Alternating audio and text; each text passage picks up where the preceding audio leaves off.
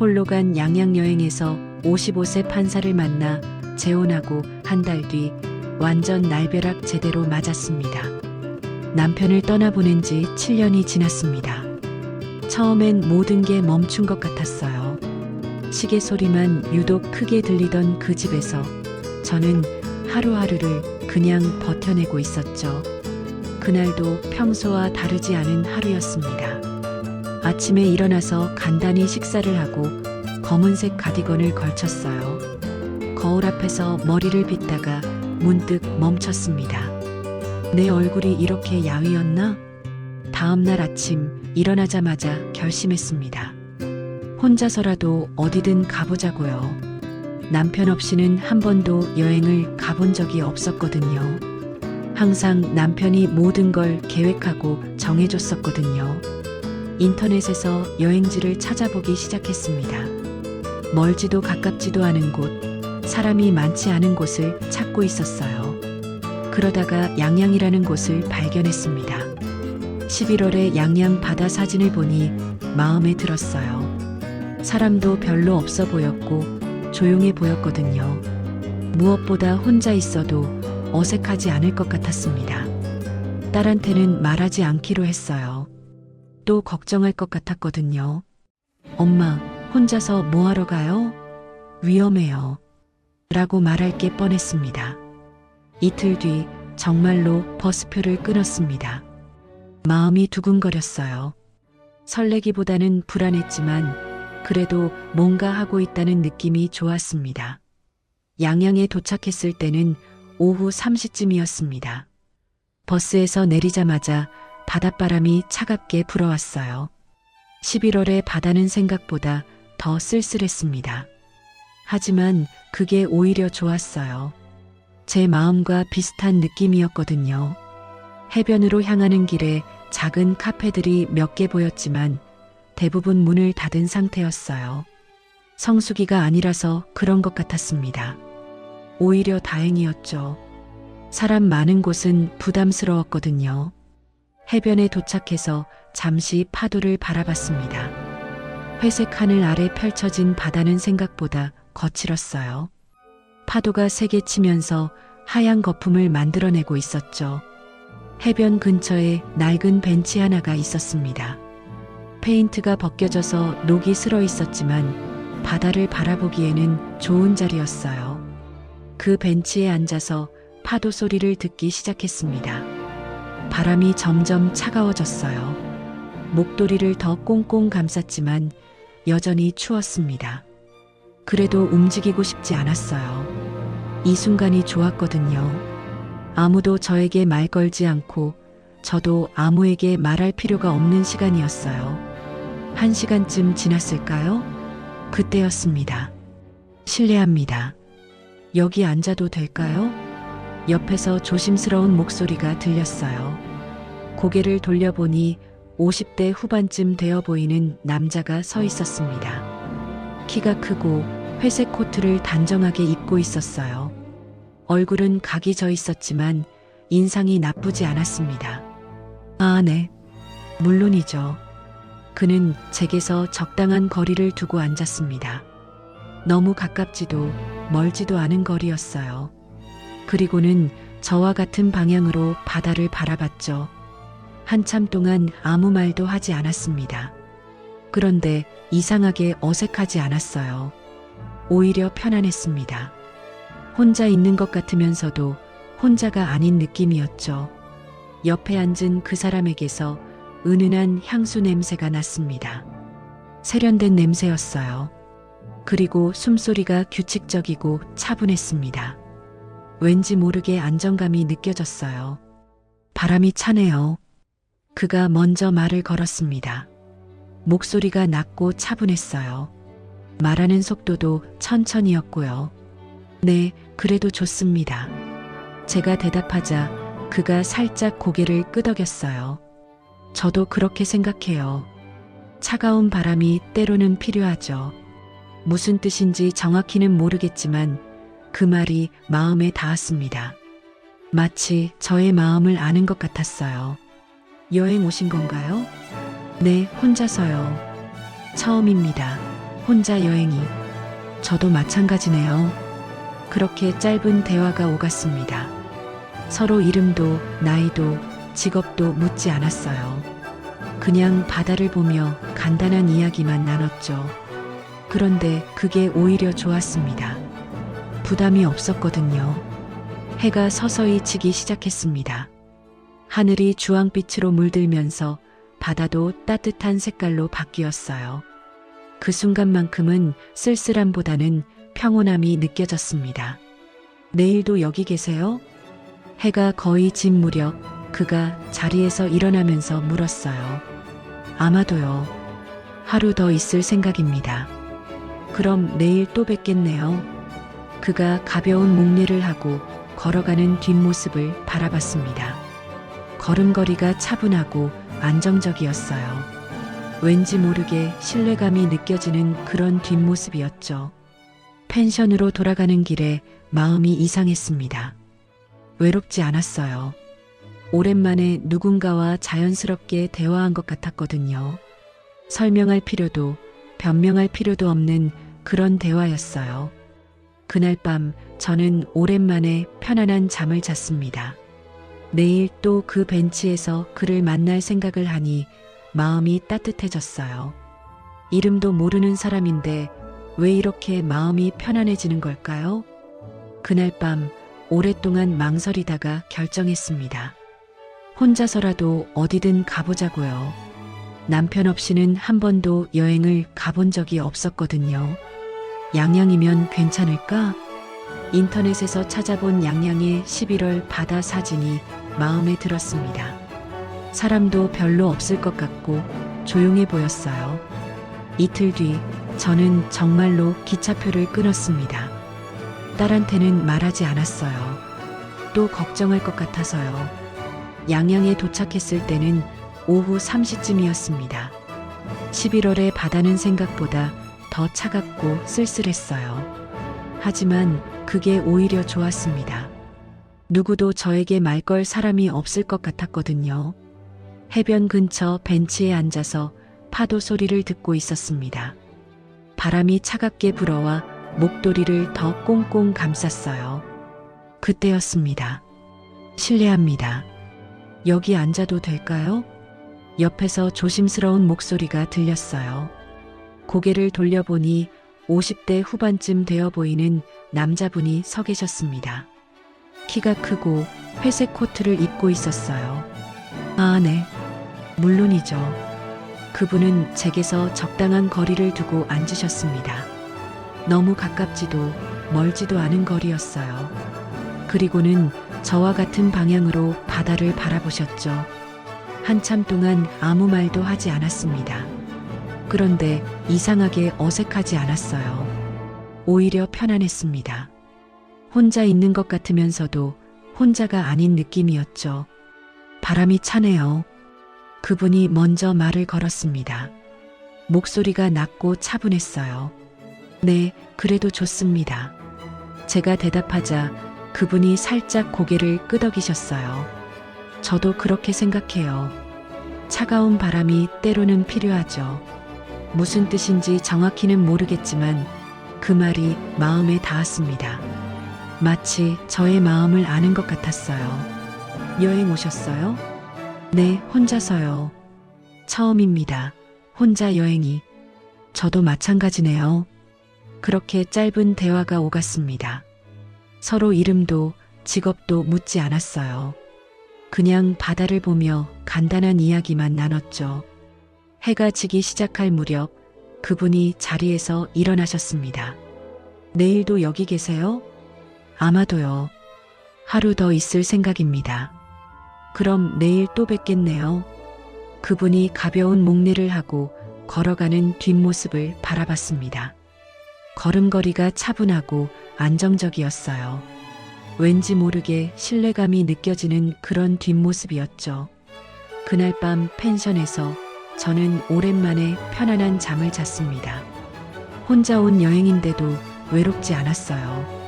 내일 또 그 벤치에서 그분을 만날 생각을 하니 마음이 따뜻해졌습니다. 이상했어요. 이름도 모르는 사람인데 왜 이렇게 마음이 편안해지는 걸까요? 아마도 오랜 시간 동안 아무런 기대 없이 대화한 게 처음이어서 그랬던 것 같습니다. 둘째 날 아침 일찍 잠이 깼습니다.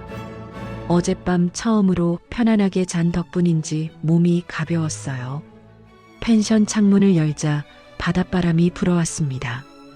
오늘은 어제보다 따뜻한 것 같았어요. 간단히 씻고 나와서 어제 그분과 만났던 벤치를 생각했습니다. 오늘도 거기 계실까요? 아니면 혼자만의 착각이었을까요? 괜히 기대하고 있는 건 아닌지 스스로가 우스워졌어요. 아침 식사를 하러 펜션 근처 작은 식당에 들어갔습니다. 바다가 보이는 자리에 앉아서 김치찌개를 주문했어요. 혼자 먹는 식사가 이렇게 괜찮을 줄은 몰랐습니다. 아무도 저에게 뭘 먹을지 어디 갈지 묻지 않았거든요. 식당 창문으로 바다를 보니 어제와는 다른 색깔이었어요. 회색빛이 조금 빠지고 푸른빛이 더 선명해졌습니다. 파도도 어제보다 잔잔해 보였고요. 오늘 날씨 좋죠? 산책하기 딱 좋은 날씨예요. 식당 사장님이 말을 걸었습니다. 저는 그냥 웃으며 고개를 끄덕였어요. 말을 더 하고 싶지 않았거든요. 혼자만의 시간이 소중했습니다. 식사를 마치고 나서 어제 그 벤치로 향했습니다. 걸어가는 내내 마음이 두근거렸어요. 만약 그분이 안 계시면 어떡하지? 혹시 계신다면 뭐라고 말해야 하지? 벤치가 보이기 시작했을 때 그분이 이미 앉아 계셨습니다. 어제와 똑같은 자리에, 어제와 똑같은 자세로요. 마치 저를 기다리고 있었던 것처럼 보였어요. 안녕하세요. 제가 먼저 인사했습니다. 그분이 고개를 돌려 저를 보더니 미소를 지었어요. 환한 미소는 아니었지만 따뜻한 느낌이었습니다. 일찍 나오셨네요.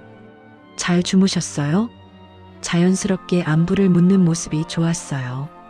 과하지도 부족하지도 않은 그런 관심이었죠. 네, 오랜만에 편안히 잤습니다. 바닷소리 덕분인 것 같아요. 저도 자연스럽게 대답했습니다. 이상했어요. 어제 처음 만난 사람인데 오래 알고 지낸 것처럼 편안했거든요. 저도 그래요. 도시에서는 듣기 힘든 소리죠. 그분의 목소리에 어떤 그리움 같은 게 느껴졌어요. 도시에서 온 분이구나 싶었습니다. 그리고 저처럼 혼자 시간을 보내고 싶어서 온 게 아닐까 생각했어요. 어제처럼 한참 동안 바다만 바라봤습니다. 그런데 어색하지 않았어요. 오히려 말을 안 해도 통하는 느낌이었죠. 이런 경험이 처음이었습니다. 혹시 산책하실래요? 저쪽 길이 괜찮다고 들었어요. 그분이 바닷길 쪽을 가리키며 말했습니다. 저도 그쪽으로 걸어보고 싶었어요. 좋습니다. 우리는 벤치에서 일어나 바닷길로 향했습니다. 나란히 걷는 게 어색할 줄 알았는데 전혀 그렇지 않았어요. 걷는 속도도 비슷했고 굳이 말을 하지 않아도 편안했습니다. 길 양옆으로 갈대가 흔들리고 있었어요. 바람에 살랑살랑 움직이는 모습이 예뻤습니다. 그분도 갈대를 보고 있는 것 같았어요. 예쁘네요. 제가 갈대를 보며 말했더니 그분이 고개를 끄덕였어요. 도시에서는 보기 힘든 풍경이죠. 이런 게 진짜 자연인 것 같아요. 그분의 말에 공감이 갔습니다. 서울에서는 정말 보기 힘든 풍경이었거든요. 한 20분쯤 걸었을까요? 갑자기 하늘이 어두워지기 시작했습니다. 구름이 몰려오는 게 보였어요. 비가 올 것 같네요. 그분이 하늘을 올려다보며 말했습니다. 정말로 빗방울이 하나둘 떨어지기 시작했어요. 어떡하죠? 우산도 없는데요. 제가 당황해하자 그분이 주변을 둘러보았습니다. 저기 정자가 있네요. 잠시 피해 있어요. 우리는 길 옆에 있는 작은 정자로 뛰어갔습니다. 정자에 도착할 때쯤엔 비가 제법 많이 내리고 있었어요. 정자는 생각보다 좁았습니다. 두 명이 서 있기에는 가까운 거리가 될 수밖에 없었어요. 그분에게서 은은한 향수 냄새가 났습니다. 어제도 맡았던 그 냄새였죠. 금방 그칠 것 같은데요. 그분이 비를 보며 말했습니다. 저도 고개를 끄덕였지만 사실 비가 금방 그쳤으면 하는 마음과 조금 더 내렸으면 하는 마음이 동시에 들었어요. 빗소리가 지붕을 두드리는 소리가 들렸습니다. 그 소리가 왠지 정겹게 느껴졌어요. 그분도 빗소리를 듣고 있는 것 같았습니다. 빗소리가 좋네요. 제가 먼저 말했더니 그분이 저를 보며 미소를 지었어요. 저도 그렇게 생각해요. 마음이 차분해지는 것 같아요. 그 순간 우리 눈이 마주쳤습니다. 그분의 눈이 생각보다 따뜻해 보였어요. 그리고 뭔가 신뢰할 만한 느낌이 들었습니다. 직업이 무엇인지 여쭤봐도 될까요? 제가 용기를 내어 물었습니다. 어제부터 궁금했거든요. 판사입니다. 강릉 법원에서 일하고 있어요. 판사라고요? 순간 놀랐습니다. 왠지 그럴 줄 알았다는 생각도 들었어요. 차분한 말투와 신중한 모습이 그런 직업과 어울린다고 생각했거든요. 대단하시네요. 존경스러운 일을 하시는군요. 그냥 일입니다. 은정 씨는 어떤 일을 하세요? 그분이 제 이름을 불렀을 때 가슴이 두근거렸어요. 이름을 말한 적이 없는데 어떻게 아셨을까요? 어제 벤치에서 펜션 사람이 저를 부른 걸 들으셨나 보군요. 도서관에서 일해요. 사서 보조일이에요. 좋은 일이네요. 조용하고 평화로울 것 같아요. 그분이 진심으로 말하는 것 같아서 기분이 좋았습니다. 보통 사람들은 제 일을 대수롭지 않게 여기거든요. 비가 조금씩 약해지기 시작했습니다. 이제 정말 그칠 때가 된 것 같았어요. 아쉬웠지만 계속 여기 있을 수는 없었죠. 이제 그만 가볼까요? 그분이 말했습니다. 저도 고개를 끄덕였어요. 정자에서 나와서 다시 걷기 시작했습니다. 비에 젖은 길이 미끄러웠어요. 조심해서 걸어야 했습니다. 그런데 갑자기 제가 헛발질을 했습니다. 미끄러운 돌에 발이 미끄러지면서 몸이 기울었어요. 넘어지겠다 싶었는데 그 순간 그분이 제 팔을 붙잡았습니다. 조심하세요. 그분의 손이 제 팔을 잡고 있었어요. 따뜻한 체온이 느껴졌습니다. 오랫동안 잊고 있던 감각이었죠. 남자의 손길, 남자의 체온. 고맙습니다. 제가 말했지만 목소리가 떨렸어요. 그분도 느꼈을까요? 그분은 제가 안정을 찾을 때까지 손을 놓지 않았습니다. 괜찮으세요? 네, 괜찮아요. 하지만 마음은 전혀 괜찮지 않았습니다. 이런 기분이 드는 게 7년 만이었거든요. 두근거리는 마음을 어떻게 해야 할지 몰랐어요. 그분이 천천히 손을 놓았습니다. 그 순간이 아쉬웠어요. 조금 더 그러고 있고 싶었는데 길이 미끄러우니까 조심해서 걸어요. 네, 알겠습니다. 그 이후로는 더 조심해서 걸었습니다. 그리고 그분도 제 옆에서 혹시 모를 상황에 대비하고 있는 것 같았어요. 그런 배려가 느껴져서 마음이 따뜻해졌습니다. 벤치로 돌아갈 때쯤엔 해가 다시 나기 시작했습니다. 비갠 뒤에 하늘은 더욱 맑아 보였어요. 내일은 서울로 돌아가야 해요. 그분이 갑자기 말했습니다. 마음이 철렁했어요. 벌써요? 저도 내일 돌아갈 예정이에요. 그렇다면 오늘이 마지막이네요. 마지막이라는 말이 가슴에 아팠습니다. 이제 다시 혼자가 되는 거죠. 또 그 조용한 일상으로 돌아가야 하는 거고요. 혹시 연락처를 주실 수 있을까요? 그분이 조심스럽게 물었습니다. 제 마음도 같았어요. 물론이죠. 우리는 서로 연락처를 주고받았습니다. 그분의 이름은 정우현이었어요. 우현 씨. 이름도 차분한 느낌이었습니다. 그날 저녁 펜션으로 돌아와서 우현 씨 생각만 했습니다. 판사라는 직업, 신중하고 따뜻한 성격, 그리고 오늘 제 팔을 잡았던 그 순간의 체온까지. 이 사람이라면 적어도 나를 속이지는 않겠지. 그런 생각이 들었어요. 판사라는 직업도 그렇고 말보다는 행동으로 보여주는 신중함도 그렇고 믿을 만한 사람 같았거든요. 그 믿음이 우리 관계의 시작이었습니다. 양양에서 돌아온 다음 날 첫 번째 메시지가 왔습니다. 안녕하세요. 서울은 어떤가요? 양양이 그립네요. 짧은 문장이었지만 그 메시지를 받는 순간 가슴이 두근거렸어요. 우연 씨도 저와 같은 마음이구나 싶었습니다. 저도 양양이 그리워요. 특히 그 벤치가요. 이렇게 답장을 보냈는데 금세 답이 왔어요. 저도 그 벤치 생각을 자주 해요. 평온했던 시간이었습니다. 그렇게 시작된 연락이 계속 이어졌습니다. 매일은 아니었지만 이틀에 한 번씩은 안부를 묻는 메시지가 왔어요. 대부분 날씨 이야기나 일상적인 내용이었습니다. 오늘 서울에 첫눈이 내렸네요. 강릉도 눈이 오고 있어요. 은정 씨는 눈을 좋아하시나요?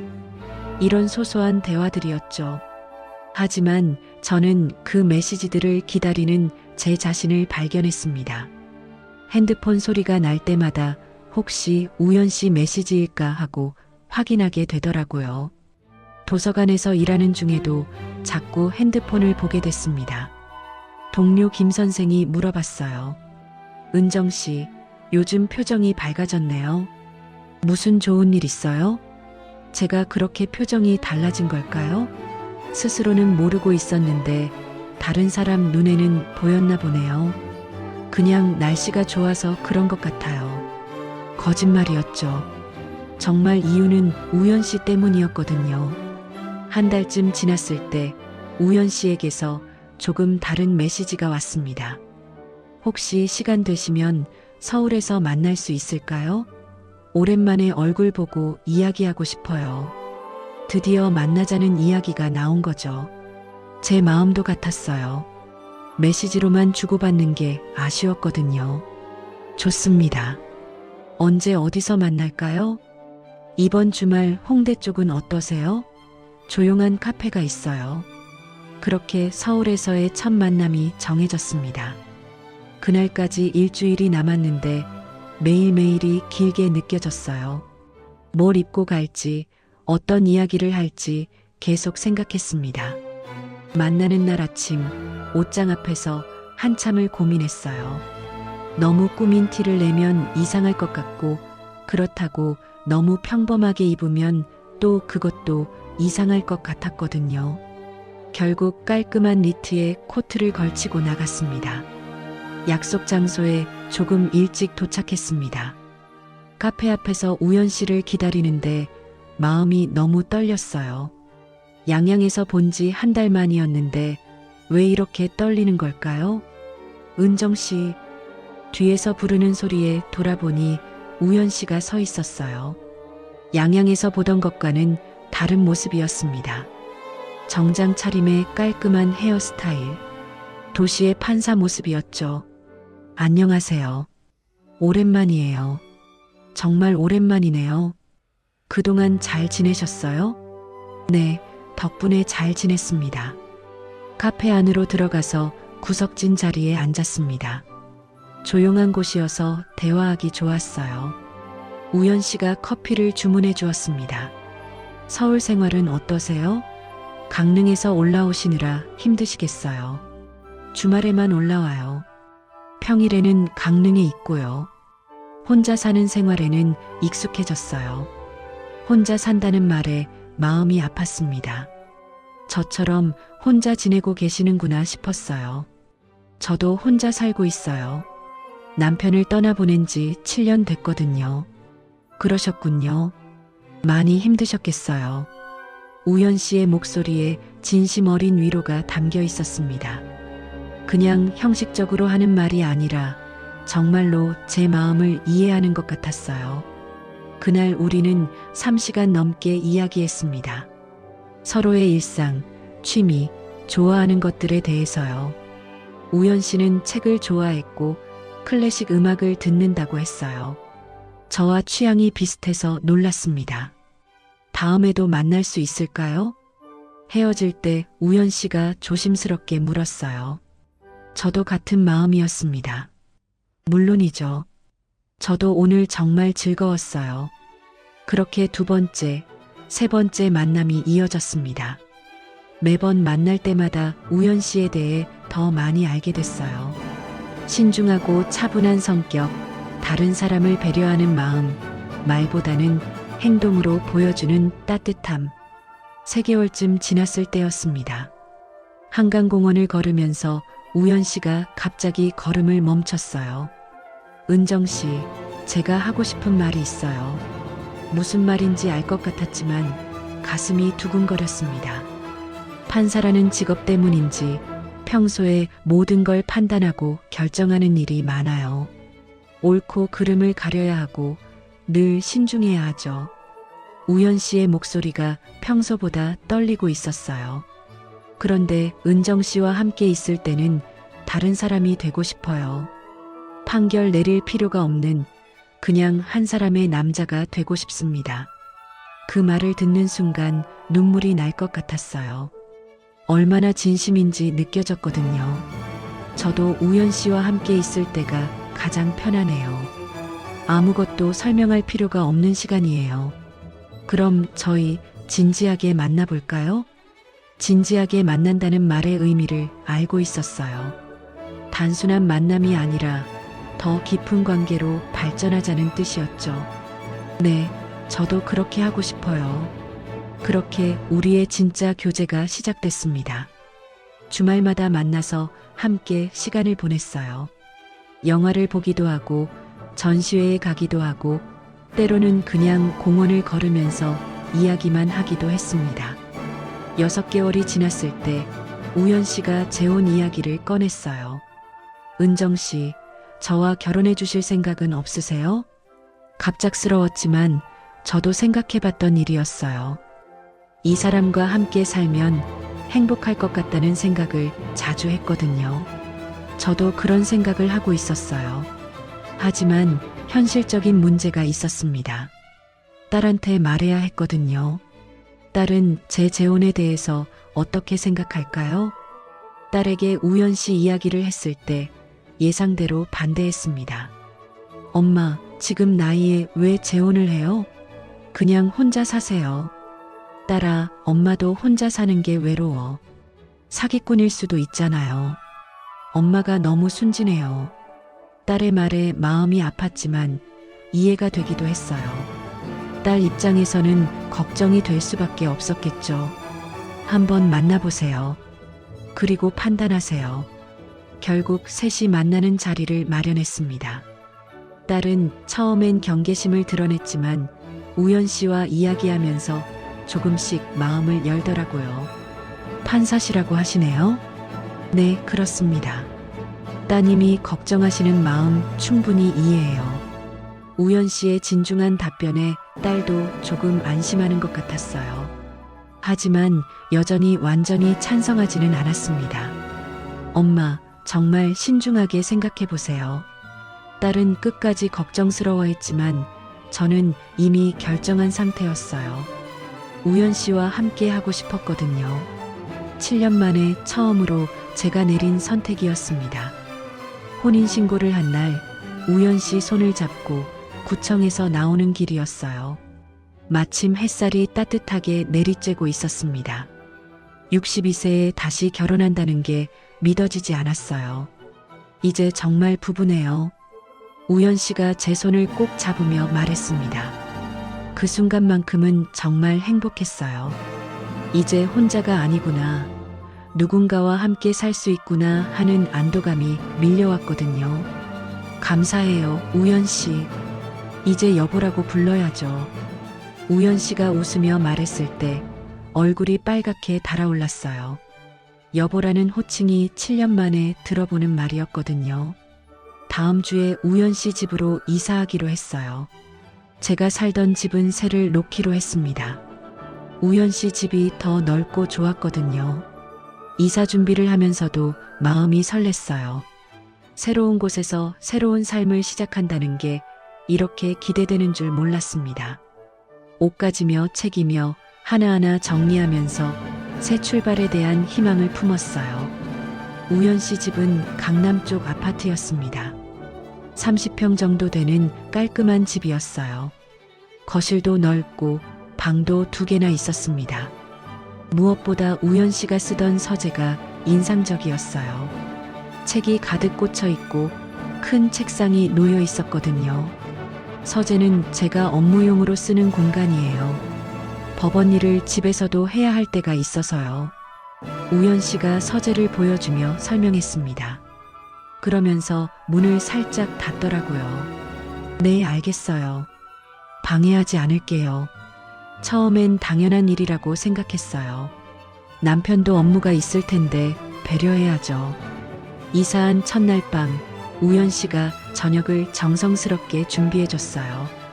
결혼 전에도 요리를 잘한다고 들었지만 이렇게 맛있을 줄은 몰랐습니다. 맛있어요. 앞으로 제가 해드릴게요. 아니에요. 은정 씨도 일하시는데 번갈아 가면서 해요. 그런 배려가 고마웠어요. 역시 우연 씨는 다른 남자들과 달랐습니다. 첫 주는 정말 행복했어요. 아침에 함께 일어나서 커피를 마시고 저녁에는 함께 뉴스를 보면서 이야기를 나누고 오랫동안 꿈꿔왔던 일상이었거든요. 그런데 둘째 주부터 뭔가 달라지기 시작했습니다. 우연 씨의 말이 점점 줄어들더라고요. 아침에 인사는 하지만 예전처럼 다정한 대화는 없었어요. 오늘 법원에서 힘든 일이 있었나 봐요? 제가 물어봤지만 우연 씨는 그냥 고개만 끄덕였습니다. 그냥 업무가 복잡해서요. 더 이상 묻지 않았어요. 스트레스 받는 일을 집에까지 가져오고 싶지 않을 수 있겠다 싶었거든요. 한 달쯤 지났을 때 더 이상한 일들이 생기기 시작했어요. 우연 씨가 서재에 들어갈 때마다 문을 꼭 잠그는 거였습니다. 결혼 전에는 그렇지 않았는데요. 청소를 하다가 서재 문 앞에서 멈춰 섰어요. 청소기를 돌리려고 했는데 문이 잠겨 있더라고요. 여보, 서재 청소하려고 하는데 문이 잠겨 있어요. 아, 거기는 제가 할게요. 중요한 서류들이 있어서요. 우연 씨가 급하게 나와서 서재 문 앞을 막아섰습니다. 그 모습이 조금 이상했어요. 왜 이렇게 예민하게 반응하는 걸까요? 괜찮아요. 조심해서 청소할게요. 아니에요. 정말 중요한 서류들이라 함부로 건드리면 안 되거든요. 그렇게 말하는 우연 씨의 표정이 평소와 달랐어요. 뭔가 경계하는 듯한 느낌이었습니다. 알겠어요. 그럼 서재는 우연 씨가 직접 해주세요. 그날 이후로 서재는 우연 씨만 들어갔습니다. 청소도 환기도 모두 우연 씨가 직접 했어요. 뭐 그럴 수도 있다고 생각했어요. 업무 공간이니까요. 그런데 더 이상한 건 우연 씨가 제 건강에 대해 자주 묻기 시작한 거였어요. 요즘 몸은 어때요? 어디 아픈 데는 없고? 괜찮아요. 왜 그러세요? 그냥요. 건강이 제일 중요하니까요. 처음엔 남편이 제 건강을 챙겨주는구나 싶어서 고마웠어요.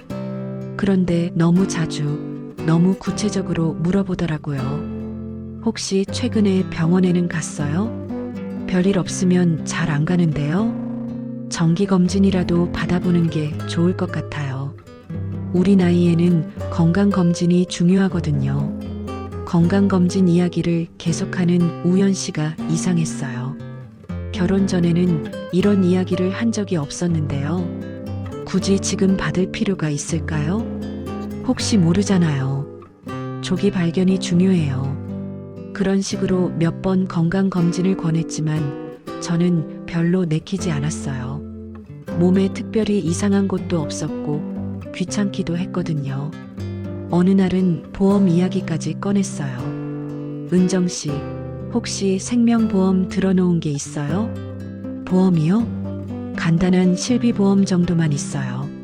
왜요? 우리 나이에는 보험이 중요해요.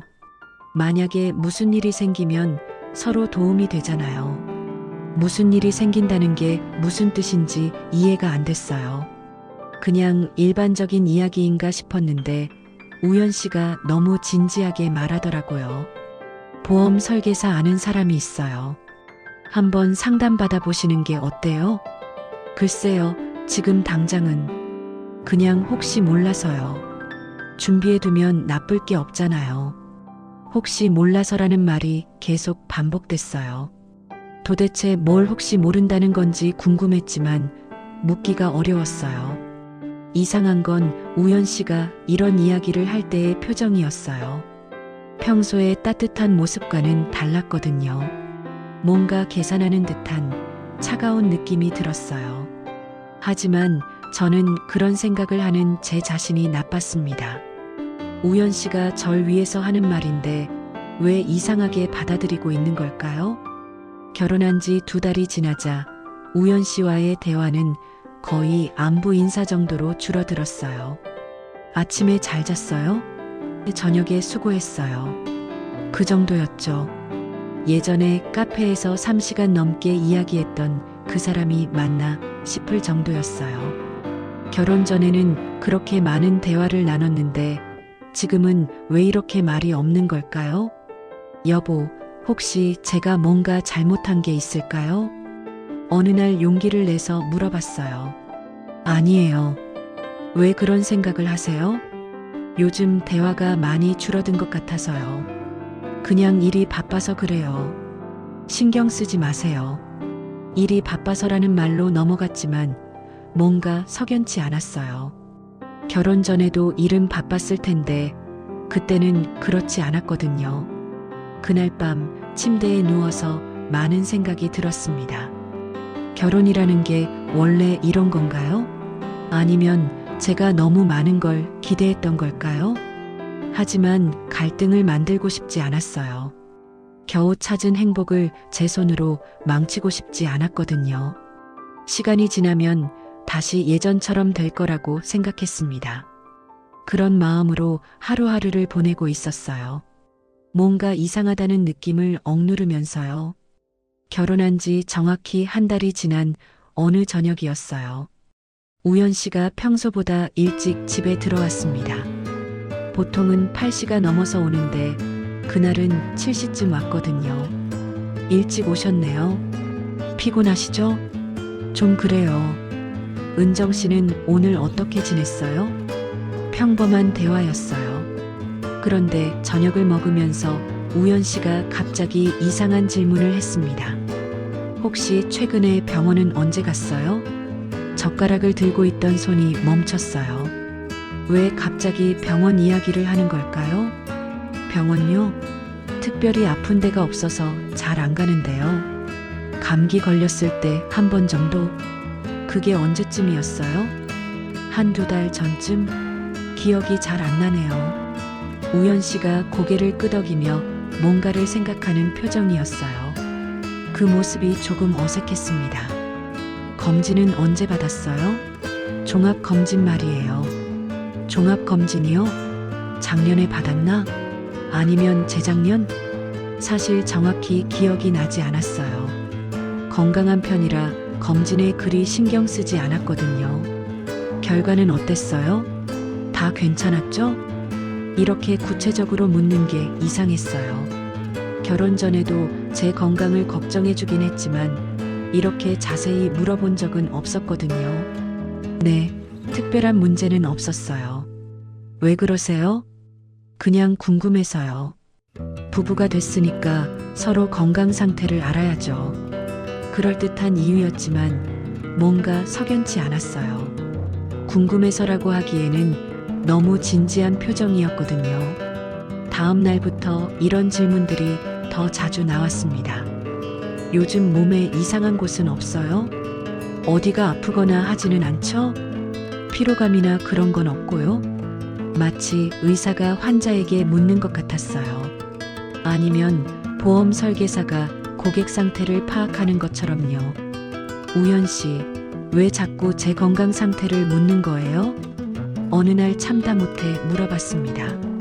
아, 그냥 걱정되어서요. 은정 씨가 건강해야 저도 안심이 되니까요. 그렇게 말하는 우연 씨의 눈빛이 예전과 달랐어요. 따뜻한 걱정이라기보다는 뭔가를 확인하려는 느낌이었습니다. 일주일 뒤에는 더 구체적인 질문이 나왔어요. 혹시 가족력 중에 특별한 질병이 있나요? 가족력이요? 암이나 심장병, 당뇨 이런 거 말이에요. 왜 갑자기 가족력까지 묻는 걸까요? 결혼 전에 이런 이야기를 했어야 하는 거 아닌가요? 아버지가 당뇨 있으셨고 어머니는 고혈압이 있으셨어요. 그런데 왜 갑자기? 아, 그냥 알아두면 도움이 될 것 같아서요. 그 말을 할 때 우연 씨가 뭔가를 적는 것 같았어요. 메모라도 하는 건가요? 혹시 메모하고 계세요? 아니에요. 그냥 기억해 두려고요. 하지만 분명히 손에 펜을 들고 있었어요. 뭔가를 적고 있었다고요. 그날 밤 침대에 누워서 계속 그 일이 생각났습니다. 왜 우연 씨는 제 건강 상태와 가족력에 그렇게 관심이 많을까요? 그리고 왜 메모를 하려고 했을까요? 며칠 뒤 더 이상한 일이 있었어요. 우연 씨가 출근한 뒤 청소를 하고 있는데 서재문 앞을 지나게 됐습니다. 평소에는 항상 잠겨 있던 문이 조금 열려 있더라고요. 호기심이 생겼어요. 한 번도 제대로 본 적이 없던 서재 안이 궁금했거든요. 살짝 문틈으로 들여다봤습니다. 책상 위에 서류들이 가지런히 정리되어 있었어요. 법원 관련 서류들 같았습니다. 그런데 그 옆에 뭔가 다른 종류의 서류도 보였어요. 더 자세히 보려고 문을 조금 더 밀었을 때 갑자기 우연 씨 목소리가 들렸습니다. 은정 씨, 뭐 하세요? 깜짝 놀라서 돌아보니 우연 씨가 서 있었어요. 언제 들어온 건지 몰랐어요. 아, 청소하다가 문이 열려 있어서 거기 들어가시면 안 돼요. 우연 씨의 목소리가 평소와 달랐어요. 차갑고 단호했습니다. 죄송해요. 그냥 청소하려고. 서재는 제가 직접 할게요. 거긴 공적인 자료가 많아서 함부로 건드리면 안 되거든요. 공적인 자료라고 했지만 그 말투가 너무 강했어요. 마치 절대 들어오지 말라는 경고 같았습니다. 네, 알겠어요. 그날 이후로 서재문은 더 철저히 잠겨 있었어요. 우연 씨가 나갈 때마다 꼭 확인하고 가더라고요. 그런데 이상한 건 그뿐만이 아니었어요. 우연 씨가 전화를 받을 때도 이상했습니다. 전화가 오면 꼭 서재로 들어가서 받더라고요. 어느 날 저녁 거실에 있는데 우연 씨 핸드폰이 울렸어요. 평상시 같으면 바로 받았을 텐데 그날은 핸드폰을 보더니 서재로 가더라고요. 잠깐만요. 그러더니 서재 문을 꼭 닫고 전화를 받았습니다. 목소리가 들리지 않게 하려는 것 같았어요. 한 10분 정도 통화를 하더니 나왔습니다. 누구 전화였어요? 동료 전화였어요. 업무 관련 이야기라서요.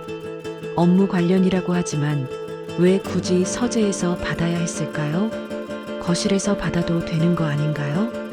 며칠 뒤에도 같은 일이 반복됐어요. 전화가 오면 꼭 서재로 가서 받는 거예요.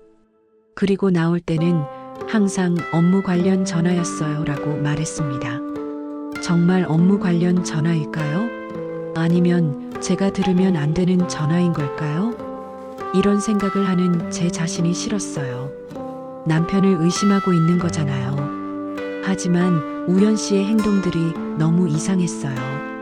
건강에 대한 지나친 관심, 철저히 차단된 서재, 비밀스러운 전화 통화. 이 모든 게 우연일 리 없다는 생각이 들었습니다. 어느 날 밤 우연 씨가 샤워하는 동안 거실에 놓인 우연 씨 핸드폰을 봤어요. 통화 목록을 보고 싶었지만 차마 그럴 수는 없었어요. 그건 너무 심한 것 같았거든요. 하지만 마음속으로는 계속 의심이 커져갔어요.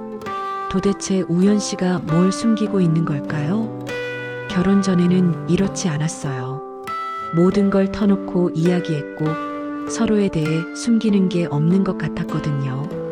그런데 결혼 후에는 왜 이렇게 달라진 걸까요? 혹시 제가 뭔가 잘못 생각하고 있는 건가요? 거울에 비친 제 얼굴에게 물어봤어요. 하지만 거울 속 제 얼굴도 확신이 서지 않는 표정이었습니다. 그날 밤 잠이 오지 않았어요. 옆에서 잠든 우연 씨를 보면서 이런 생각이 들었어요. 내가 지금 누구와 결혼해서 살고 있는 건가요? 양양에서 만났던 그 따뜻한 사람이 맞나요? 아니면 제가 착각하고 있었던 걸까요? 의심이라는 게 한번 시작되면 멈추기 어렵다는 걸 그때 알았어요. 작은 것 하나하나가 모두 수상하게 보이기 시작했거든요. 하지만 그래도 확신할 수는 없었어요. 혹시 제가 너무 예민하게 반응하고 있는 건 아닐까요? 남편을 너무 의심하고 있는 건 아닐까요? 그런 마음으로 며칠을 더 보냈습니다. 의심과 자책 사이에서 흔들리면서요. 우연 씨가 2박 3일 부산 출장을 간다고 했을 때 속으로는 조금 안도했어요. 요즘 계속 신경이 곤두서 있었거든요. 혼자만의 시간이 필요했습니다. 부산 고등법원에 업무 협의 때문에 가야 해요. 3일 정도 걸릴 것 같아요. 네, 조심해서 다녀오세요. 우연 씨가 가방을 챙기는 모습을 보면서도 마음 한편으로는 복잡했어요. 남편이 출장 가는 걸 이렇게 기다렸다는 게 정상적인 건가요? 혹시 집에서 급한 일 있으면 연락하세요. 네, 알겠어요. 걱정하지 마세요. 우연 씨가 나간 뒤 집안이 갑자기 조용해졌어요. 오랜만에 혼자만의 공간이 됐습니다. 그런데 이상하게도 마음이 편하지 않았어요. 첫날은 그냥 평소처럼 지냈어요. 도서관에 가서 일하고 집에 와서 간단히 저녁 먹고 텔레비전 보다가 잠들었죠. 우연 씨 없는 집이 이렇게 넓어 보이는 줄 몰랐어요. 둘째 날 아침 집안 청소를 하기로 했어요. 평소에 우연 씨가 있으면 할 수 없었던 구석구석까지 말이에요. 거실부터 시작해서 주방, 침실까지 차례로 청소했습니다. 마지막으로 남은 곳이 서재였어요. 우연 씨는 항상 서재는 자기가 한다고 했지만 이미 일주일이 넘게 청소를 안 했거든요. 먼지도 쌓였을 거고 환기도 필요할 것 같았어요. 서재 문 앞에서 잠시 망설였습니다. 우연 씨가 공적인 자료가 많다고 했는데 들어가도 될까요? 하지만 청소만 하고 나오면 되잖아요. 서류는 건드리지 않으면 되고요. 문고리를 돌렸는데 이상하게 열렸어요. 평소에는 항상 잠겨 있었는데 급하게 출장을 가느라 깜빡했나 보네요. 서재 안으로 들어서자 곰팡이 냄새가 났어요. 역시 환기가 안 돼서 그런 것 같았습니다. 창문을 열어서 바람을 통하게 하고 청소기를 돌리기 시작했어요. 책상 주변을 청소하면서 보니 서류들이 가지런히 정리되어 있었어요. 대부분 법원 관련 서류 같았습니다. 판결문이나 사건 기록 같은 것들이요. 청소기를 돌리다가 실수로 책상을 건드렸어요. 그 바람에 서류 한 뭉치가 바닥에 떨어졌습니다. 아, 어떡하지? 서류들을 주워서 원래 자리에 놓으려고 했는데 그때 뭔가 이상한 걸 발견했어요. 제 이름이 적힌 서류가 보인 거예요. 서은정. 분명히 제 이름이었어요. 왜 제 이름이 적힌 서류가 우연 씨 책상에 있는 걸까요? 호기심을 참을 수 없어서 그 서류를 집어들었습니다. 그런데 그건 제가 작년에 받았던 건강검진 결과 사본이었어요. 이게 왜 여기에? 이해할 수 없었어요. 제 건강검진 결과를 우연 씨가 왜 가지고 있는 거죠? 그것도 제가 모르게요. 검진 결과를 자세히 보니 모든 항목에 형광펜으로 표시가 되어 있었어요. 특히 정상 판정이 난 부분들이 노란색으로 칠해져 있었습니다. 손이 떨리기 시작했어요. 왜 우연 씨가 제 건강검진 결과를 이렇게 자세히 분석하고 있는 걸까요? 그리고 언제 이걸 구했을까요? 더 찾아보니 그 아래에 또 다른 서류가 있었어요. 보험회사 봉투였습니다. 생명보험 관련 서류 같았어요. 봉투를 열어봤는데 제가 가입자로 되어 있는 고액 생명보험 서류였어요. 보험금이 3억 원이었습니다. 3억 원? 이런 보험에 가입한 기억이 없었어요. 언제 이런 보험을 들었다는 거죠? 서류를 자세히 보니 가입 날짜가 나와 있었어요. 우연 씨와 결혼하기 일주일 전이었습니다. 그런데 제가 직접 가입한 기억은 없어요. 수익자를 확인해 봤는데 배우자 정우현으로 되어 있었어요. 그 순간 온몸에 소름이 돋았습니다. 이게 뭔가요? 제가 모르는 사이에 고액 생명보험에 가입되어 있고 수익자는 우연 씨라고요? 책상 서랍을 열어봤어요. 더 찾아보고 싶었거든요. 그런데 서랍 안에 더 충격적인 것들이 있었습니다. 제 병원 기록들이 가득했어요. 최근 몇 년간의 진료 기록부터 과거 입원 기록까지, 심지어 제가 기억하지 못하는 병원 방문 기록도 있었어요. 이걸 언제 어떻게? 제 개인정보가 이렇게 상세히 정리되어 있다는 게 믿어지지 않았어요. 우연 씨가 이 모든 걸 어떻게 구한 거죠? 또 다른 서류를 보니 제 가족력에 대한 상세한 기록도 있었어요. 부모님의 질병 이력, 형제자매들의 건강 상태까지, 마치 보험회사에서 심사할 때 작성하는 것 같은 자료였어요.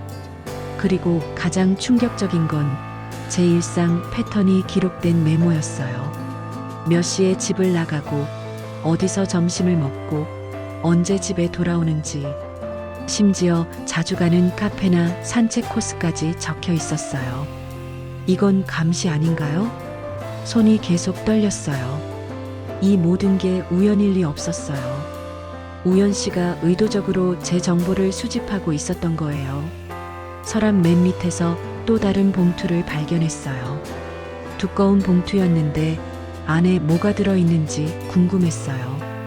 봉투를 열어보니 사진들이 나왔어요. 제 사진이었습니다. 그런데 제가 찍은 기억이 없는 사진들이에요.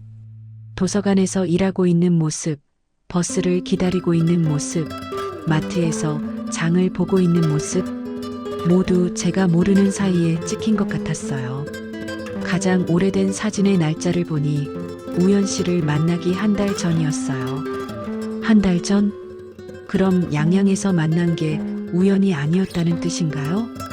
우연 씨가 저를 미리 알고 있었고 의도적으로 접근했다는 건가요? 더 이상 견딜 수 없었어요. 바닥에 주저앉았습니다. 이 모든 게 계획된 일이었다는 것을 깨달았거든요. 결혼도 사랑도 모든 게 거짓이었을 수 있다는 생각에 숨이 막혔어요. 그럼 저는 뭐였을까요? 우연 씨에게는 어떤 존재였을까요? 3억 원 생명보험, 상세한 건강 기록, 감시당한 일상, 몰래 찍힌 사진들. 이 모든 퍼즐을 맞춰보니 끔찍한 그림이 나왔어요. 혹시 우연 씨가 제 목숨을 노리고 있는 건 아닐까요?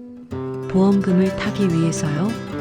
그런 생각을 하는 순간 온몸이 얼어붙었어요. 지금까지 함께 산 시간들이 모두 거짓이었을 수도 있다는 게 너무 무서웠거든요. 서류들을 원래 자리에 돌려놓고 서재에서 나왔어요. 다리에 힘이 없어서 제대로 걸을 수도 없었습니다. 거실 소파에 앉아서 하루 종일 생각했어요. 이 모든 게 제 착각이었으면 좋겠다고, 다른 설명이 있었으면 좋겠다고. 하지만 아무리 생각해도 다른 해석은 나오지 않았어요. 그날 밤 우연 씨에게서 연락이 왔어요. 잘 지내고 있어요? 내일 저녁에 들어갈 예정이에요. 평소 같으면 기다렸다고 대답했을 텐데 그날은 그럴 수 없었어요. 네, 조심히 들어오세요. 짧게 답장을 보냈지만 손이 계속 떨렸어요. 내일 우연 씨가 돌아오면 어떻게 해야 할까요?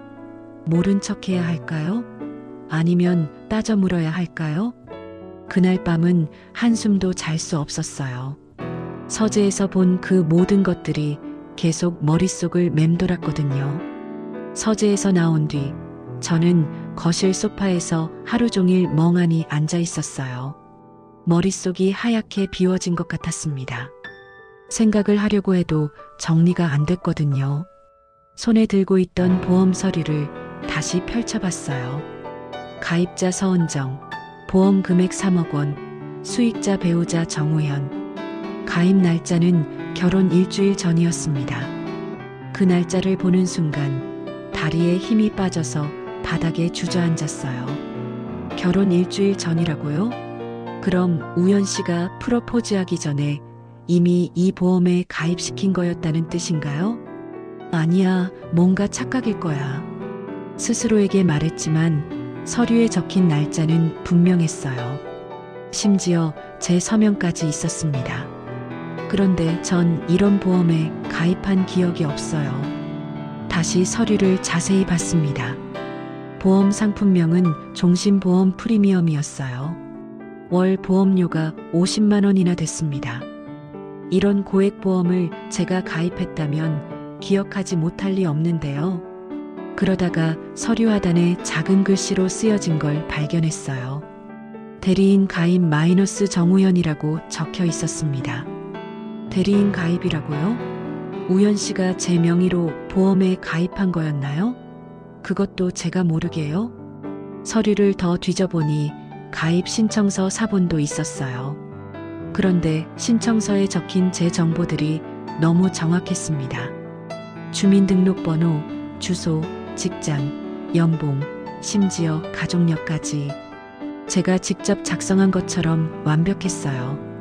이걸 어떻게 알았지? 그때 떠오른 게 있었어요. 몇 달 전 우연 씨가 계속 제 건강 상태나 가족력에 대해 물어봤던 것들이요. 그때는 단순한 관심인 줄 알았는데 보험 가입을 위한 정보 수집이었던 거네요. 더 충격적인 건 제 서명이었어요. 분명히 제 필체로 보이는데 언제 서명했는지 기억이 나지 않았습니다. 혹시 다른 서류에 서명할 때 끼워 넣은 건가요? 아니면 제가 무의식 중에 서명한 걸까요? 우연 씨가 이건 단순한 서류예요라고 말하면서 서명을 받았을 수도 있겠네요. 그 순간 소름이 돋았어요. 우연 씨가 얼마나 치밀하게 계획했는지 알 수 있었거든요. 저를 만나기 전부터 이 모든 걸 준비했을 수도 있다는 생각이 들었습니다. 서재에서 봤던 제 사진들을 떠올려 봤어요. 우연 씨를 만나기 한 달 전부터 찍힌 사진들이었어요. 그럼 양양에서의 만남도 우연이 아니었던 걸까요? 설마 양양에서 처음 만났을 때를 떠올려 봤습니다. 우연 씨가 벤치에 앉으면서 했던 말들, 자연스럽게 건넸던 위로의 말들, 그 모든 게 연기였을 수 있다는 생각에 온몸이 떨렸어요. 시간을 거슬러 생각해보니 이상한 점들이 더 많았어요. 우연 씨가 제 취향을 너무 잘 알고 있었던 것, 제가 좋아하는 카페를 정확히 알고 있었던 것, 심지어 제가 자주 듣는 음악까지 알고 있었던 것. 그때는 우리가 잘 맞는다고 생각했는데 사실은 우연 씨가 미리 제 정보를 파악하고 있었던 거였나요? 나는 아내였을까? 아니면 그냥 사건이었을까? 이 말이 저절로 튀어나왔어요. 우연 씨에게 저는 진짜 아내였을까요? 아니면 3억 원을 타기 위한 도구였을까요? 그동안의 모든 순간들이 다시 떠올랐어요. 따뜻했던 대화들, 다정한 손길들, 진심 같았던 고백들. 그 모든 게 가짜였다면 어떡하죠? 오후 내내 그 자리에서 움직일 수 없었어요. 생각하면 할수록 더 무서워졌거든요. 우연 씨가 정말로 절 죽이려고 하는 건 아닐까요? 저녁 시간이 되어서야 겨우 자리에서 일어났어요. 뭔가를 먹어야 할 것 같았지만 입맛이 없었습니다. 물 한 컵만 겨우 마셨어요. 그러다가 문득 딸 생각이 났어요. 딸이 우연 씨와의 결혼을 반대했을 때 했던 말들이 떠올랐습니다. 엄마, 사기꾼일 수도 있잖아요. 엄마가 너무 순진해요. 그때는 딸이 너무 의심이 많다고 생각했는데 딸이 맞았던 건가요? 정말로 우연 씨가 사기꾼이었던 걸까요? 딸에게 전화하고 싶었지만 뭐라고 말해야 할지 모르겠었어요. 딸아, 내 말이 맞았어. 우연 씨가 나를 속였을 수도 있어라고 말할 수는 없었거든요. 저녁 8시쯤 우연 씨에게서 문자가 왔어요. 지금 고속도로에 있어요. 10시쯤 들어갈 것 같아요. 저녁 드셨어요? 평상시 같으면 빨리 와요. 기다리고 있어요. 라고 답했을 텐데 그날은 답장을 보낼 수 없었어요. 뭐라고 써야 할지 모르겠더라고요. 네, 조심히 오세요. 겨우 이 정도만 답장 보냈어요. 우연 씨가 이상하게 생각할까봐 걱정됐지만 더 길게 쓸 수가 없었습니다. 2시간 동안 거실에서 우연 씨를 기다렸어요. 어떻게 행동해야 할지, 뭘 말해야 할지 계속 생각했지만 답이 나오지 않았습니다. 모른 척 해야 할까요? 아니면 서재에서 본 것들에 대해 따져 물어야 할까요? 하지만 따져 물었을 때 우연 씨가 화를 내거나 위험한 행동을 할 수도 있잖아요. 10시 조금 넘어서 현관문 여는 소리가 들렸어요. 우연 씨가 돌아온 거예요. 가슴이 쿵쾅거렸습니다. 다녀왔어요. 네, 수고하셨어요. 평상시와 똑같은 인사였어요. 하지만 제 목소리가 떨리고 있었습니다. 우연 씨가 눈치챌까봐 걱정됐어요. 출장 어떠셨어요? 그냥 그랬어요. 은정 씨는 혼자 지내느라 힘들지 않았어요? 아니에요. 괜찮았어요. 거짓말이었어요. 전혀 괜찮지 않았거든요. 하지만 말할 수 없었어요. 우연 씨가 가방을 정리하면서 말했어요. 서재 좀 정리해야겠네요. 며칠 비우니까 먼지가 쌓였을 것 같아요. 그 말을 들으니 가슴이 철렁했어요. 혹시 제가 서재에 들어간 걸 눈치챈 건가요? 아니면 그냥 하는 말인가요? 아, 청소는 제가 해드릴까요? 아니에요. 제가 할게요. 역시나 단호하게 거절하더라고요. 그 모습을 보니 확신이 들었어요. 서재에 뭔가 숨기고 있는 게 맞다고요. 그날 밤 잠자리에 들었지만 한숨도 잘 수 없었어요. 옆에서 자고 있는 우연 씨를 보면서 이런 생각들이 들었거든요. 이 사람이 정말 절 사랑하는 걸까요? 아니면 저를 이용하려는 걸까요? 혹시 지금도 어떻게 하면 자연스럽게 저를 죽일지 계획하고 있는 건 아닐까요? 새벽까지 뒤척이다가 결심했어요. 더 이상 이런 상태로 살 수는 없겠다고. 진실이 뭔지 알아내야겠다고요. 하지만 어떻게 알아내야 할지는 막막했어요. 우연 씨에게 직접 물어볼 수도 없고 혼자 조사하기에는 한계가 있었거든요. 그래도 포기할 수는 없었어요. 제 인생이 걸린 문제였으니까요. 서재에서 그 모든 걸 발견한 지 일주일이 지났습니다. 그동안 우연 씨 앞에서 평상시처럼 행동하려고 노력했어요. 하지만 너무 힘들었습니다. 매일 연기하는 것 같았거든요.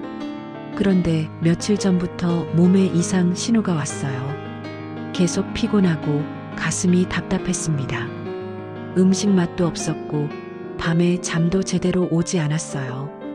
처음엔 스트레스 때문이라고 생각했어요.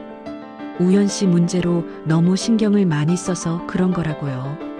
하지만 증상이 계속 심해졌습니다. 혹시 병원에 가보는 게 좋을 것 같아요. 우연 씨가 제 상태를 보고 말했을 때 온몸에 소름이 돋았어요. 마치 기다렸다는 듯이 말하더라고요. 괜찮아요. 그냥 피곤한 것 같아요. 아니에요. 얼굴이 너무 안 좋아 보여요. 검사 한번 받아보세요. 그 말을 들으니 더 무서워졌어요. 혹시 우연 씨가 제게 뭔가 했던 건 아닐까요?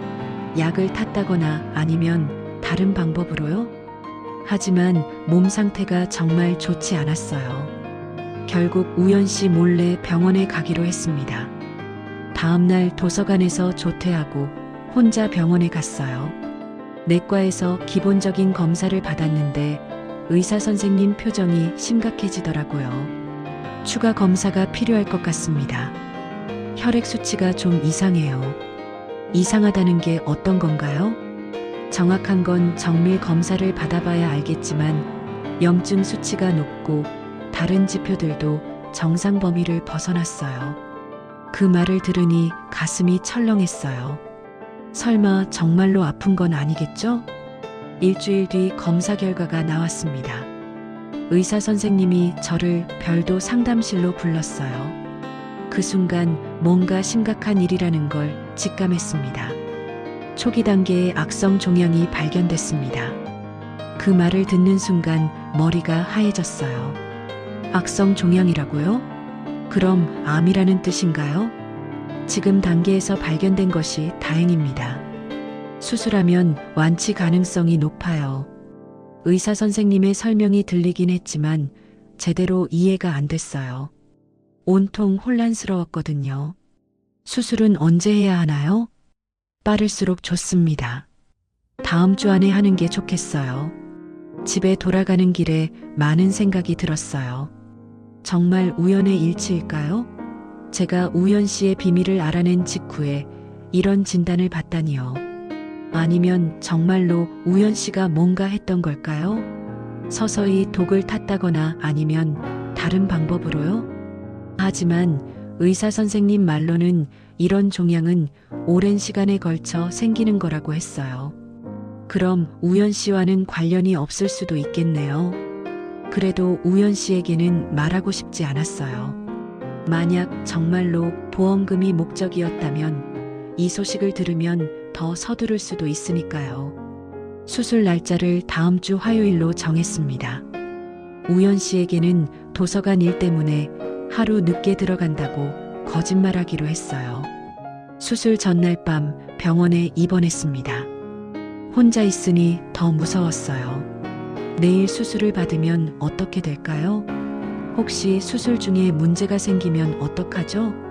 그런데 오후에 간병사가 와서 말하더라고요. 보호자분이 오셨어요. 보호자요?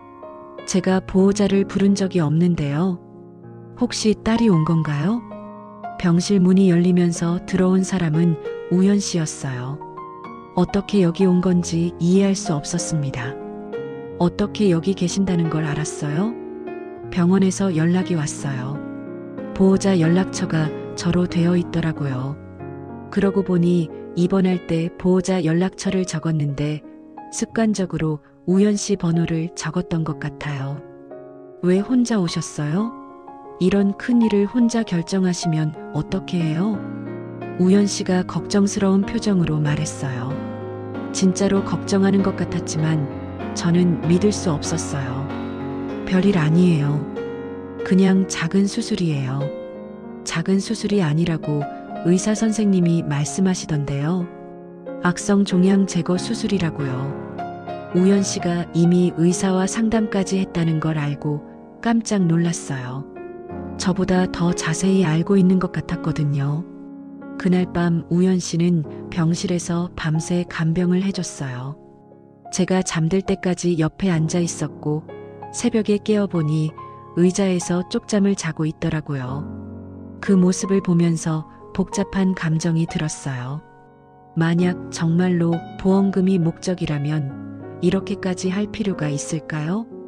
수술 당일 아침 수술실로 들어가기 전에 우연 씨가 말했어요. 수술 잘 받고 나오세요.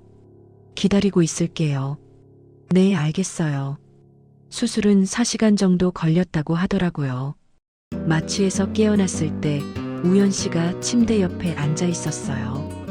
수술 잘 끝났어요. 의사 선생님이 성공적이었다고 하시네요. 다행이었어요. 하지만 아직 회복 기간이 길게 남아 있었습니다. 입원 기간 동안 우연 씨는 매일 병문안을 왔어요.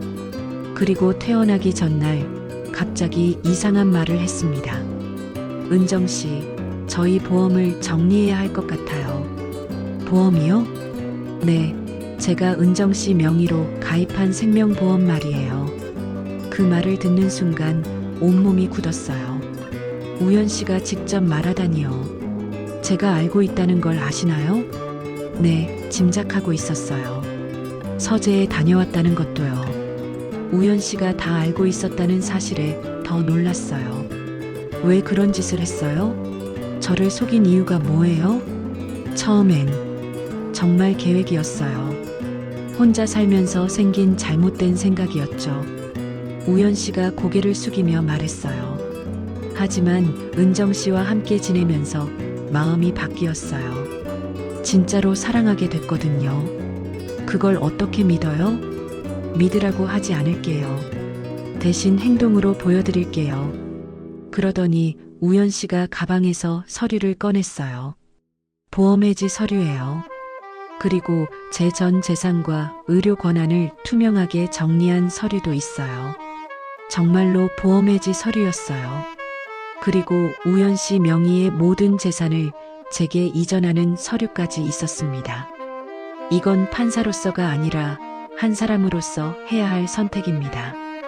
우연 씨의 목소리가 떨리고 있었어요. 잘못을 저질렀으니 책임을 져야죠. 더 이상 은정 씨를 불안하게 만들고 싶지 않아요. 그 말을 듣고도 바로 용서할 수는 없었어요. 너무 큰 배신이었거든요. 용서해달라고 하지 않을게요. 다만 지켜봐 주세요. 앞으로 제가 어떻게 하는지요. 한 달 뒤 회복이 많이 된 상태에서 우연 씨가 제안했어요. 양양에 다시 가볼까요? 처음 만났던 그곳이었어요. 모든 것이 시작된 곳이기도 하고요. 양양에 도착해서 그때 그 벤치에 앉았습니다. 2년 전과 똑같은 자리였어요. 하지만 우리 관계는 완전히 달라졌죠. 그때는 몰랐어요. 이렇게 될 줄은요. 우연 씨가 바다를 보며 말했어요. 저도 몰랐어요. 사람을 믿는다는 게 이렇게 어려운 일인지요. 이번에는 믿음이 아니라 확인 위에 서 있는 관계였어요. 우연 씨의 모든 행동을 지켜보고 검증하면서 천천히 다시 시작하는 거였죠. 시간이 걸릴 거예요. 네, 알고 있어요. 평생이 걸려도 괜찮아요. 파도 소리가 들렸어요. 2년 전과 같은 소리였지만 우리에게는 완전히 다른 의미였습니다. 이제는 아무것도 숨기지 않는 관계가 시작되는 거였으니까요.